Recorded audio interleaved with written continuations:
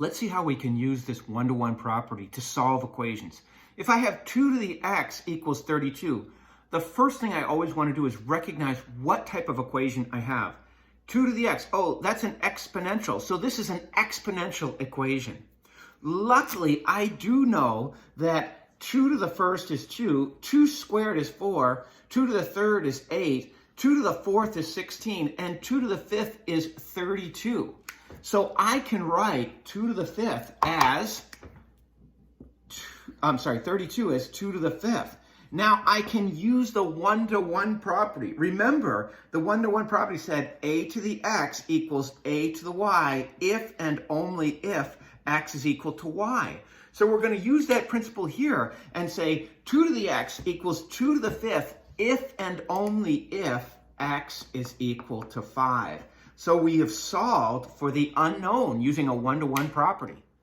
Here's another problem just begging for us to use the one-to-one property. The one-to-one property says log ax equals log ay if and only if x is equal to y. So if we want to set up this one-to-one property, then we want to add log base 4 8 to both sides to give us log base 4 x equals log base 4 8. Therefore, x is equal to 8 by the one-to-one property. That same sort of one-to-one property works regardless if our base is 4 or, in the case of natural log, our base is e.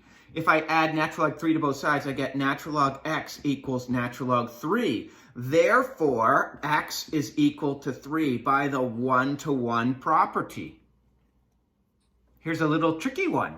If I want to use the one-to-one property, I know a to the x must equal a to the y for me to conclude that x is equal to y.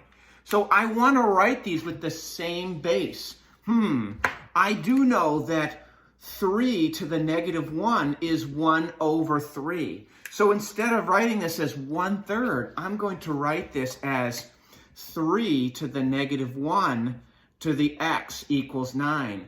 I do know from my study of algebra that a to the m raised to the n power is a to the mn. When I take a power of a power, I multiply my exponents, which allows me to write this as 3 to the negative x is equal to, well, I can write this as 3 squared. 9 is 3 squared.